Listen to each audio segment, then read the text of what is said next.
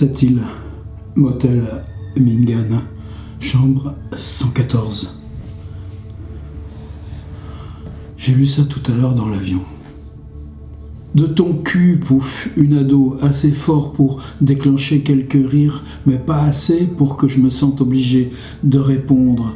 D'abord, fais-je mine de n'avoir rien entendu, tandis que les adultes prennent à partie la jeune fille qui proteste, puis s'attermoie, in fine part en bougonnant, drainant dans son sillage deux acolytes atones. Vous ne souhaitez pas entendre ce que mon postérieur pourrait vous dire, jeune fille ? Osais-je finalement à la volée ? Vous avez peut-être peur de l'odeur ? Parce que votre ville est née d'un charnier, des gaz, disons, d'une multinationale. Elle est née le 7 décembre 2021 en écrasant sous 200 tonnes de gravats les 70 manifestants du collectif Reprendre. Et les 22 familles qui vivaient encore dans la tour et qui le défendaient. Elle est née de la faillite d'une commune asphyxiée par les banques, dégradée triple C par les agences de notation internationales et obligée d'emprunter son budget à des taux de 18%, d'une commune déclarée en rupture de paiement en 2028, lâchée par l'État, mise en vente en 2030 sur le marché des villes libérées. Vous savez ce que c'est, une ville libérée ? C'est une ville volée à ses habitants, s'enhardit une vieille dame qui s'est mise en bordure du groupe sans savoir si elle allait rester ou pas. Elle reste.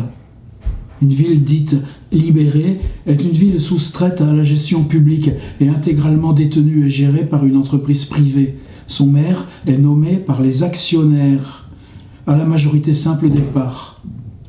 En août 2030, la ville de vos parents, qui s'appelait Orange, a donc été racheté par la multinationale du même nom, pour un prix dérisoire. Savez-vous pourquoi ?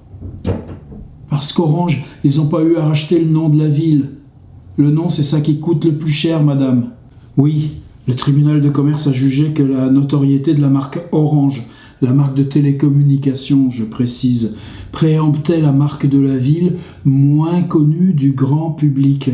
Je vous rappelle que Paris, racheté par LVMH, ou Cannes, racheté par la Warner, ont vendu leur nom à des prix astronomiques. Ce ne fut pas le cas chez nous. Madame, c'était qui ces chums de Reprendre, en vrai ? On dit qu'ils sont restés exprès dans la tour qu'allait s'écrouler. C'est de bullshit ? L'ado qui partait s'est arrêté dans l'allée pour me poser cette question. Manière pour elle de s'excuser. En tout cas, elle a raccroché. Elle ne part plus. Commutation de narrateur. Zilch avait dit « Yak » 3 fois, très vite, à mes 3 questions. Puis il s'était mis illico au travail. Au bout d'1 minute 30, il savait où se trouvait Sahar, la narratrice du premier passage.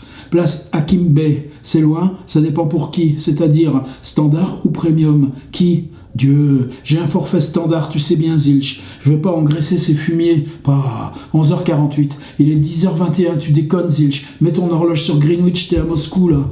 11h26 en premium, marge d'erreur. De quoi ? Je comprends rien. 5 minutes, 10 minutes, 11h10 maximum. Oui, 11h10, ça passe encore. Au-delà, elle sera partie, je pense. Alors, privilège, 11h08. J'imagine que ce sont des temps calculés en marche normale, mais si je cours, tu cours, 11h08. Avec tram, glisseur et véloc, en utilisant les transports publics, tous. Comment veux-tu que j'y arrive avec mon forfait standard ? C'est même pas la peine que je sorte de chez moi, je suis flingué. Pars. Je prends ma bague et mon gant, j'imagine. Sinon, tu pourras pas me guider. 1. Il n'avait pas répondu à ma dernière question. Il avait tapé au clavier, directement, sur l'écran de mon gant. Chez Zilch, ça signifiait approximativement ceci. Tu poses trop de questions, je perds du temps, je hack, mec. Et c'est pas parce qu'il était qu'un... Je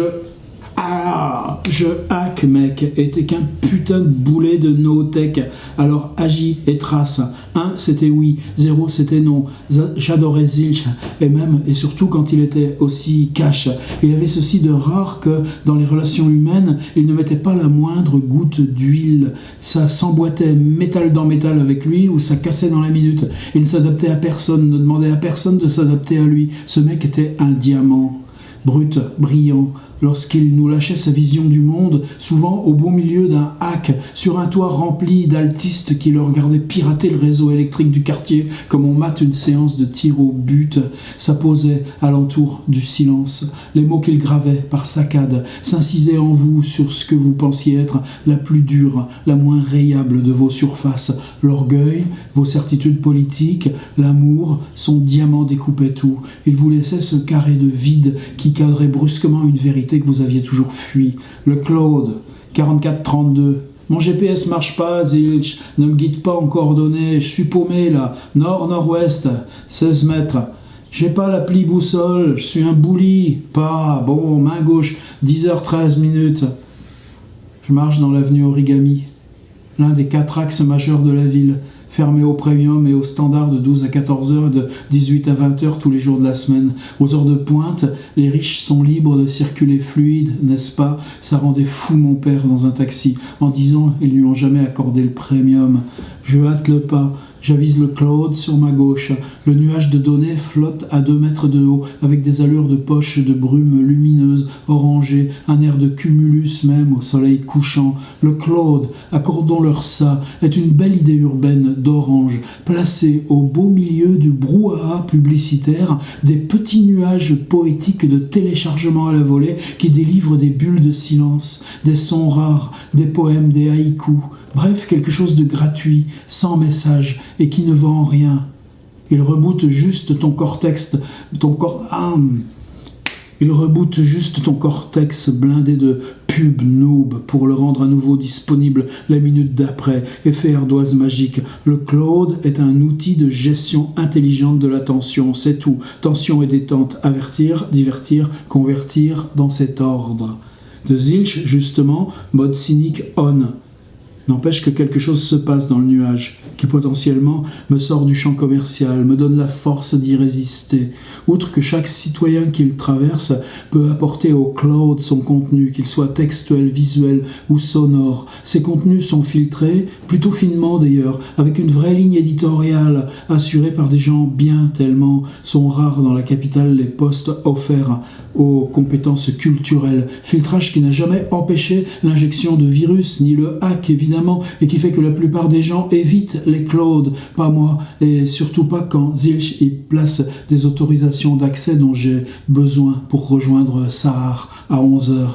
Qu'est-ce que t'as mis dedans? Une carte forfait privilège intégral. Quelle version? Temporaire ambassade, total cover. J'ai accès à quel pourcentage des rues et des places de la ville? 91%. Pourquoi pas 100%? Il y a les bidonvilles. Ils évitent ça aux diplomates. Le sujet est toujours si délicat à aborder en public. Le brouillard se lève doucement sur la place. La clarté avive un peu la grisaille minérale. Le médecin ambulant gare sa fourgonnette devant la file qui s'allonge à l'angle de l'avenue Benassaya que je me lance. On est revenu à la première narratrice. Reprendre était un collectif de citoyens qui s'opposaient au rachat de leur ville par une entreprise, qui considérait qu'une ville doit rester publique. Quand l'État a démissionné, Reprendre a proposé de mettre en place une commune autogérée par les habitants, comme ça s'est fait dans de nombreux villages un peu partout en Europe. Orange a répliqué en proposant une prime de 2000 Mao par foyer à ceux qui souscrivaient son forfait citoyen. Il y a eu un vote. Orange a gagné, avec 55% des voix. Et alors, bugle, la jeune fille bougonne. C'est mieux géré maintenant, non ? Alors Orange a commencé par faire ce qu'ils font dans toutes les villes libérées. Ils ont mis en place leurs 3 forfaits citoyens.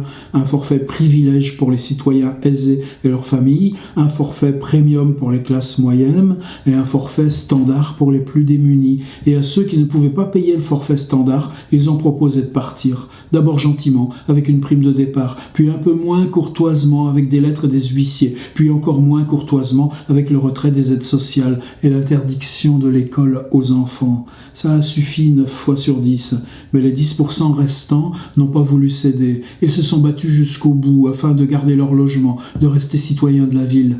D'accord, madame? Mais reprendre dans tout ça, pourquoi ces cultes ici? Pourquoi tout le monde les kiffe? Ils ont fait quoi pour ça? Ils ont fait front avec les plus pauvres, ceux qui résistaient à l'expropriation. Orange a commencé par détruire des cités et des tours. pour redynamiser le centre urbain en expulsant les habitants, en les relogeant hors de la ville, dans des hôtels péniches que vous connaissez sur le Rhône. Toutefois, une tour a tenu bon. On l'a vite rebaptisée la tour rouge à cause des fumigènes qui brûlaient toutes les nuits sur le toit pour flouer les drones. Orange a choisi la voie juridique dure, a décidé d'en faire le siège. Pendant plus de 100 jours, après 1 mois, les habitants de la tour ont commencé à crever de faim. Ils étaient heureusement ravitaillés par les caves, par les toits. Des drones pirates les livraient sur les balcons. Mais tous ceux qui essayaient de sortir étaient aussitôt capturés par les milices et incarcérés pour violation du droit de propriété. La résistance était âpre parce que c'était le statut même de la ville qui se jouait là-bas. Tout le monde le sentait. Si la tour rouge tombait, les gens savaient que cette ville cesserait de fonctionner comme une démocratie. Un cap serait passé. Si la tour tenait, ça voulait dire qu'on avait encore une chance de reprendre la ville. Reprendre, c'était ça, redonner la vie à ses habitants. La place est totalement silencieuse désormais. Peut-être qu'ils sentent monter mon tremblement, mon émotion. J'ai du mal à maintenir ma voix droite. La tour rouge a été mon premier choc politique. Une sorte d'initiation au monde adulte. J'avais 12 ans. Je me souviens encore du visage de ma mère quand la tour est tombée. Nous étions dans la manif d'appui. Nous chantions, tombés d'une masse verticale. Les étages comme des rayonnages qui s'écroulent les uns sur les autres, dans un bruit sourd, mais sourd. Ça a tremblé jusque dans mes vertèbres. Ma mère a juste répété « Ils peuvent pas faire ça, ils peuvent pas faire ça ». Nous étions à 300 mètres, pas plus. Nous n'avons pas entendu le moindre cri, c'était trop soudain, impossible d'imaginer qu'ils le fassent, avec 22 familles dedans et 70 militants. Alors, madame, il s'est passé quoi exactement ? Certains disent que c'est un suicide, que c'est les habitants de la tour qui l'ont fait péter. C'est de l'intox ? Je les regarde, j'ai de l'eau plein les yeux. J'arrive à répondre non de la tête sans parler. L'humidité est glacée sur la place. Je me demande pourquoi je leur raconte ça dans un cours d'éducation civique. Ils sont là, debout, ils comprennent, ils n'osent plus enchaîner les questions. Finalement, j'arrive à me reprendre et je dis avec une voix qui oscille, se perche malgré moi et chute. La multinationale Orange a injecté des explosifs liquides dans le circuit du chauffage de l'immeuble. Ils ont attendu que ça monte. Dans tous les radiateurs de la tour, ça a explosé tout seul. Les 2 gars qui ont fait ça, ils ont dit que c'était pour venger un pote à eux.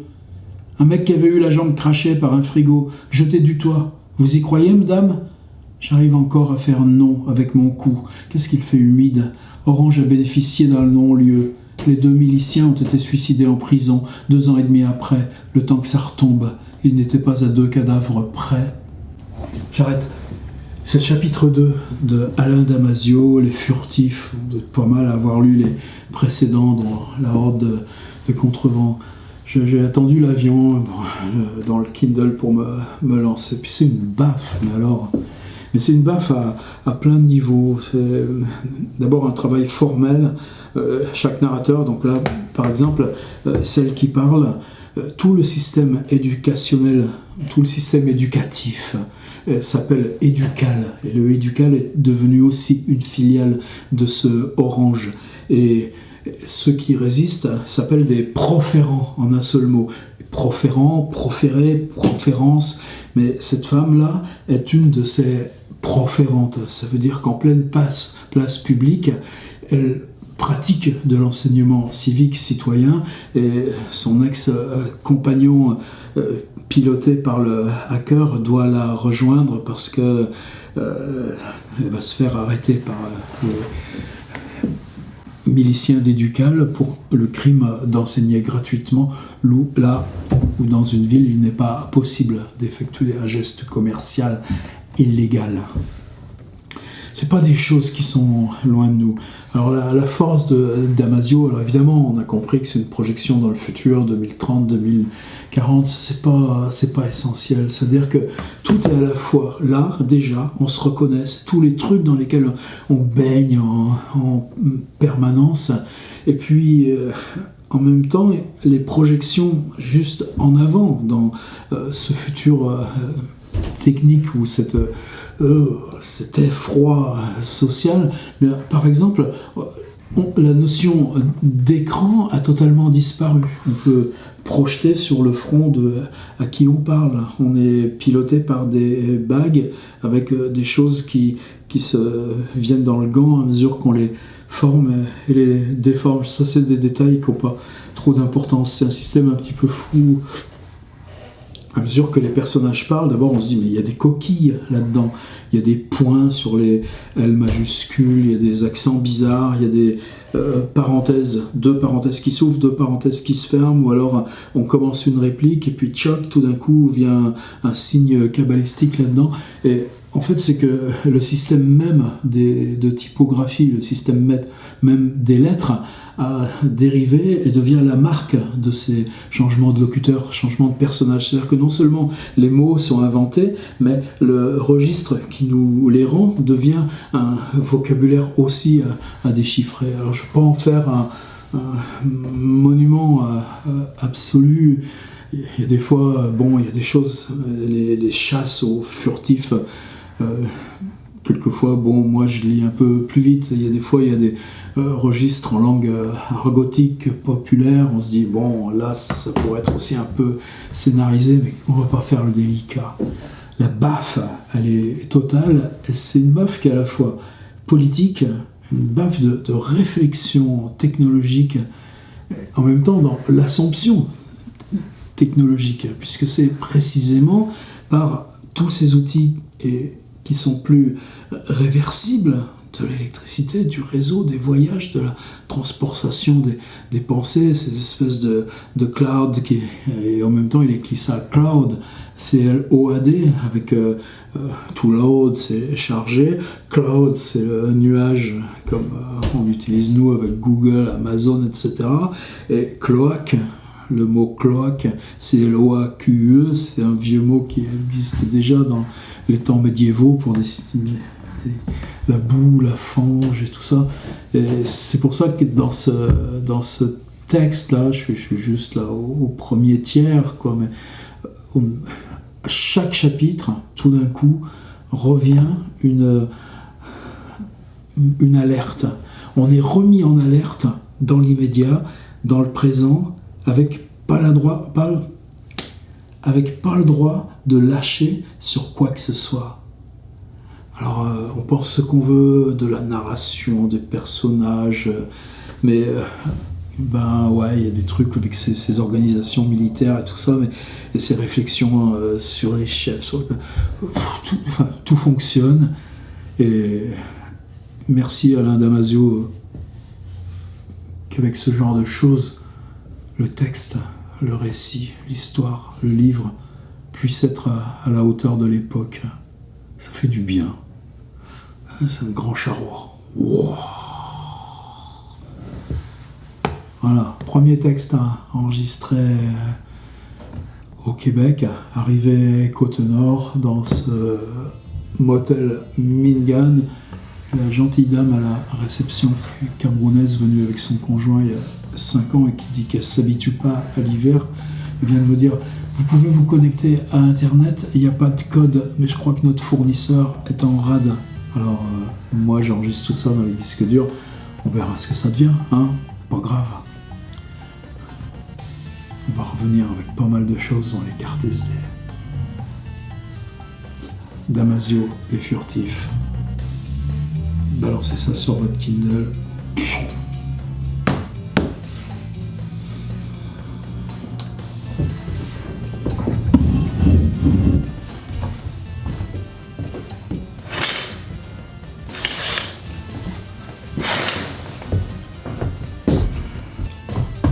J'ai même apporté ma petite lampe portable. C'est à pile, variation de tonalité et de chaleur. Hop là. Faut vivre avec son temps,